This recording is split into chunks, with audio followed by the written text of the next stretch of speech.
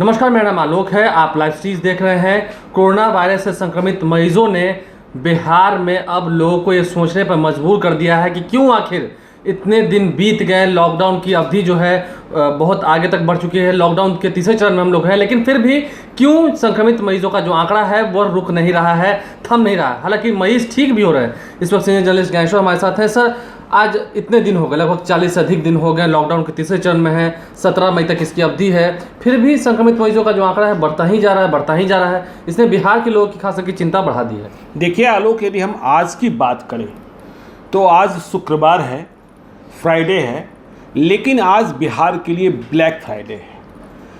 इसलिए black Friday नहीं है कि मरीजों की संख्या बढ़ रही है। देखिए, मरीजों की संख्या तो रोज़ बढ़ रही थी, लेकिन आज नया ट्रेंड आया है और यह बिल्कुल परेशान करने वाला है और खतरे की घंटी बजाने वाला है। ट्रेंड ये है, आज देखिए जो बिहार सरकार के स्वास्थ्य विभाग के प्रधान सचिव हैं संजय कुमार, उन्होंने कोरोना पॉजिटिव केसेस को लेकर सुबह से 3 अपडेट्स किए हैं और तीनों जो अपडेट्स हैं वो अलार्मिंग है। देखिए, उनका पहला अपडेट जब हम आपसे चर्चा कर रहे हैं तो सुबह 9 घंटा पहले आया था, जिसमें उन्होंने 6 नए कोरोना पॉजिटिव मरीजों की जानकारी दी थी। और चिंता की बात ये है, जिसमें ये जो 6 मरीज सुबह सुबह आए थे, ये हसनपुर के थे, रोसड़ा के थे, हसनपुर के थे, मतलब 6 के 6 समस्तीपुर के थे। और मैं क्यों कह रहा हूँ कि आज ब्लैक फ्राइडे है। देखिए, मैं सुबह से ही चौकन्ना हो गया था कि ये जो 6 के 6 थे समस्तीपुर में जिन्हें कोरोना पॉजिटिव पाया गया, ये सभी दूसरे प्रदेशों से स्पेशल ट्रेन से आए थे। मतलब हाल ही में जो लोग आ रहे हैं, हाँ, जो पिछले 2-3 दिनों में, और इन्हें क्वारंटाइन सेंटर में ही रखा गया था, वहीं जांच हुई। देखिए, जो बिहार की व्यवस्था बनाई गई कि जब स्टेशन पर आप उतरेंगे तो वहाँ आपकी थर्मल स्क्रीनिंग होगी, लेकिन जो क्वारंटाइन सेंटर की व्यवस्था है ब्लॉक्स में या पंचायत लेवल पर, वहाँ 2 तरीके के क्वारंटाइन सेंटर हैं। एक आपदा प्रबंधन का, जहाँ सभी लोग रखे जा रहे हैं, और वहाँ जब किसी व्यक्ति के भीतर सर्दी, खांसी, जुकाम के लक्षण दिखाई पड़ते हैं तो उनकी जो संदेह है उस आधार पर जांच होती है, कोरोना की टेस्टिंग होती है। तो ये 6 के 6 मिले। तो देखिए, खतरे की घंटी सुबह बजनी शुरू हो गई कि जो बाहर से रेलगाड़ियों से या दूसरे माध्यम से लोग आ रहे हैं और क्वारंटाइन सेंटर में रखे जा रहे हैं, वे अब रोग लेकर आ रहे हैं। ये तो देखिए, ये पहला अपडेट था जिसने खतरे की घंटी बजाई। दूसरा अपडेट उनका संजय कुमार का 4 घंटा पहले आया था, जिसमें उन्होंने 7 नए, मतलब सुबह का 6, बाद में 7 नए मरीजों के बारे में जानकारी दी कि दोपहर तक आंकड़ा 13 तक पहुंच। हाँ, दोपहर तक आंकड़ा 13 तक पहुंच गया। और जो 7 मरीज थे, इसमें देखिए, अब कटिहार में 1 मरीज था, सुपौल में 1 मरीज था, सहरसा में 2 मरीज था, दरभंगा में 3 मरीज था। तो सब सहरसा और सुपौल 2 नए जिले जुड़ गए जहां कोरोना पॉजिटिव अभी नहीं था। और इन 7 मरीजों में से फिर से 6 मरीज वैसे थे जो दूसरे प्रदेशों से आए थे, मतलब रोग लेकर आए और क्वारंटाइन सेंटर में थे। देखिए, यह तो राज्य सरकार की भलमन साहत है, यह राज्य सरकार का साहसिक फैसला है। विपक्ष इस पर भी सवाल दाग रहा था कि आप छात्र छात्राओं को होम क्वारंटाइन करा रहे हैं और इन्हें क्यों नहीं आप होम क्वारंटाइन करा रहे हैं। तो देखिए, सरकार ने, देखिए, नीतीश कुमार ने तमाम आलोचनाओं के बावजूद, तमाम निशाने पर होने के बावजूद ये फैसला किया कि जो भी बाहर से आएंगे उन्हें इंस्टीट्यूशनल क्वारंटाइन में ही रखा जाएगा। अब सोचिए, यदि ये लोग अपने गांव में चले जाते, घर में चले जाते, तो किस तरीके से मास ट्रांसमिशन या कम्युनिटी ट्रांसमिशन की बात हो रही है, ये हो जाता। 6 जो है वो 600 तो भी हो सकता था। हाँ, तो ये 7 और 6 13, तो ये जो सुबह में अब 2 अपडेट्स में 13 आ गए। तो इनमें जो 4 घंटा पहले अपडेट्स था उसमें इन्होंने कहा कि देखिए, 7 में से 6 व्यक्ति ऐसे हैं जो बाहर से आए और रोग लेकर आए। तो मतलब 13 में से 12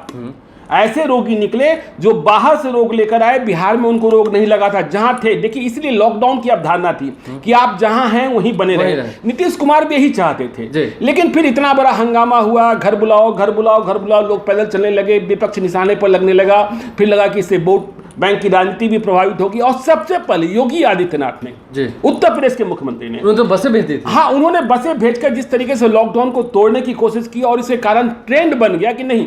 देखिए, लॉकडाउन जो प्रधानमंत्री नरेंद्र मोदी ने घोषणा की थी पहले लॉकडाउन के लिए, तो उन्होंने यही कहा था कि लोग जहां हैं वहीं रहेंगे, लेकिन सबसे पहले योगी आदित्यनाथ ने। और देखिए, अंजाम और परिणाम उन्हें भी भुगतना पड़ रहा है, क्योंकि उनके यहां भी संख्या बढ़ती जा रही है। अब देखिए, तीसरा अपडेट, जो बिहार में आज 3 अपडेट्स आए हैं, हो सकता है जब तीसरा तो अभी थोड़ी देर पहले 33 मिनट पहले आया है, हो सकता है जब हम वीडियो पब्लिश कर रहे हो तब तक चौथा भी अपडेट्स आ जाए। तो इस तीसरे अपडेट में था कि 6 नए मरीज मिल गए, मतलब कुल 19 मरीज अब तक, जिलों की संख्या भी बढ़ती जा रही है। हाँ, और इन जो 6 नए मरीज मिले इसमें 4 खगड़िया में मिले, मतलब खगड़िया भी नया जिला जुड़ गया।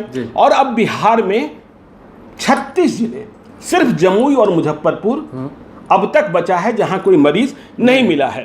तो इनमें से 4 जो खगड़िया में मिली, जो तीसरा लास्ट अपडेट्स है, फिर से वही बात कि ये लोग बाहर से आए हैं, प्रवासी थे, फंसे हुए थे, ये बाहर से आए और रोग लेकर चले आए क्वारंटाइन सेंटर में। तो बिहार की मुसीबतें देखिए, हालांकि हम ये नहीं कहेंगे वो भी प्रवासी मजदूर हैं और बिहार के रहने वाले हैं, लेकिन जो इस वक्त बाहर से आ रहे हैं, ये बातें शुरू से हो रही थी कि जो लोग बाहर से आएंगे वो रोग लेकर आ सकते हैं, तो वो बातें अब धीरे धीरे सही हो रही हैं। देखिए, इटली में भी, जब इटली में बहुत बड़ी महामारी चाइना के बाद आई, तो इटली में भी रोग तब फैला जब लोगों को पहले क्वारंटाइन के बाद आने जाने की छूट दे दी गई और इस तरीके से वहां कर्फ्यू में ढील दी गई। यदि हम उदाहरण लें आपसे, इस बात को हम समझे आसान शब्दों में, जिन 6 लोगों को आपने कहा, हम एग्जांपल लेते हैं, एक उदाहरण है, जिन 6 लोगों को आपने कहा कि वो क्वारंटाइन सेंटर आए तो पता चला कि वो संक्रमित थे, वो 6 लोग किसी बोगी में आए होंगे। हाँ, निश्चित तौर पर। अब उनके साथ जो आए, अब वहां जहां रह रहे थे, जहां मूल प्रदेश से आए, देखिए अब कहां से लोग आ रहे हैं, महाराष्ट्र से आ रहे हैं, गुजरात से आ रहे हैं, पंजाब से आ रहे हैं, दिल्ली से आ रहे हैं, तमिलनाडु से आ रहे हैं, उदाहरण आप भी तेलंगाना से आ रहे हैं। उदाहरण देते कि अन्य राज्यों में से कि पंजाब में संख्या अचानक बढ़ी है। नहीं, सभी प्रदेशों में जहां हमारे मजदूर अधिक संख्या में हैं, महाराष्ट्र में, पंजाब में, हरियाणा में, दिल्ली में, ये सारे स्टेट्स ऐसे हैं जो हमसे ज्यादा चपेट में ही। देखिए, यदि हम संख्या की बात कर ले तो कोरोना पॉजिटिव मामलों में हमारा जो स्थान है, बिहार का स्थान है, अभी भी हम 15वें नंबर पर हैं।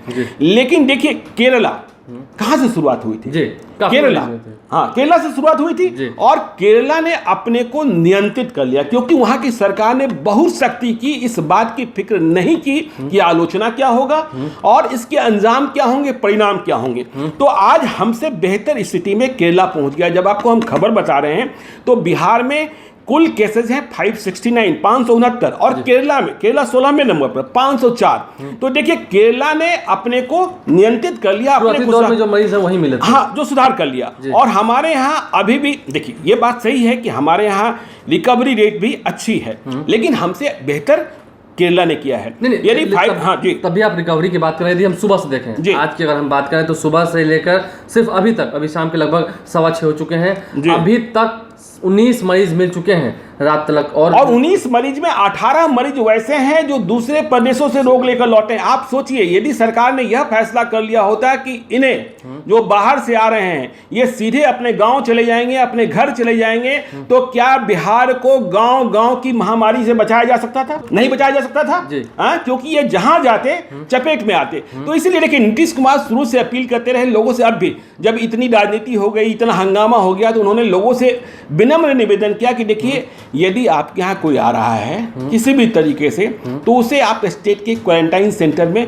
रहने को कहिए, गांव में सीधे प्रवेश मत दीजिए, घर में प्रवेश मत दीजिए। तो हालात देखिए कैसे बिगड़ते जा रहे हैं। महाराष्ट्र से लौट रहे हैं, महाराष्ट्र में सबसे अधिक बीमारी, गुजरात में सबसे अधिक बीमारी, टॉप पर महाराष्ट्र, फिर गुजरात, फिर तमिलनाडु, फिर दिल्ली, फिर राजस्थान, फिर मध्य प्रदेश, फिर उत्तर प्रदेश, फिर आंध्र प्रदेश, फिर पंजाब, फिर वेस्ट बंगाल, तेलंगाना, जम्मू कश्मीर, कर्नाटक, हरियाणा, उसके बाद हम बिहार। लेकिन तो अभी भी अगर हम देखें तो मामले जो हैं वो कंट्रोल किए जा सकते हैं, क्योंकि अन्य राज्यों के मुताबिक काफी कम है। देखिए, कंट्रोल किए जा सकते हैं, ये बिल्कुल सही है, सरकार इसके लिए प्रयास भी कर रही है। लेकिन हमने कहा कि रिकवरी रेट हम लोग का अच्छा है, लेकिन यदि इस तरीके से बाहर के रोगी आते रहेंगे, देखिए आप लगातार खबरें पढ़ रहे हैं और सुन रहे हैं कि लोग पैदल चले आ रहे हैं, साइकिल से चले आ रहे हैं। देखिए, जो ट्रेन से आ रहे हैं उन्हें तो सीधे क्वारंटाइन सेंटर में पहुंचाया जा रहा है, लेकिन ऐसी भी खबरें आई कि लोग क्वारंटाइन सेंटर छोड़कर भाग जा रहे हैं।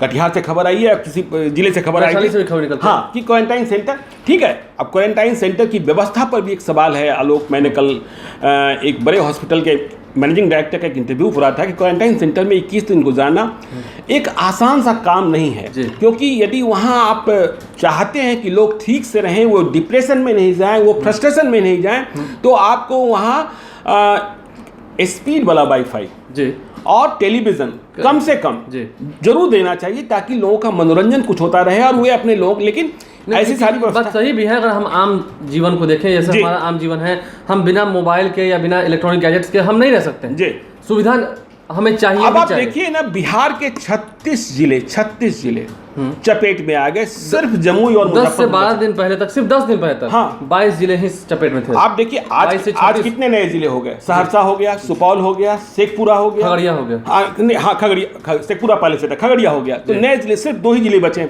मुजफ्फरपुर में भी ट्रेनें आई हैं, खगड़िया में कल ट्रेन आई थी, खगड़िया से लोग वापस भी गए थे तेलंगाना। तो अब देखिए ये एक बड़ी चुनौती, मैं इस बात का पक्षधर हूं कि लोग यदि घर लौटना चाहते हैं तो उन्हें घर लौटने देना चाहिए, लेकिन मैं इस बात का कतई पक्षधर नहीं हूं कि वे रोग लेकर आएं और बिहार को पूरी बीमारी की चपेट में, संपूर्ण बिहार को, मतलब अन्य राज्यों की तरह इसकी हालत ना। हाँ, तो ये देखिए आज ब्लैक फ्राइडे है और ये जो ट्रेंड है बहुत खतरनाक है आलोक। अब इसे कैसे चेक एंड बैलेंस करना पड़ेगा कि यदि देखिए अब यदि जरूरत हो, देखिए बिहार को भी खड़ा होना होगा नीतीश कुमार के साथ।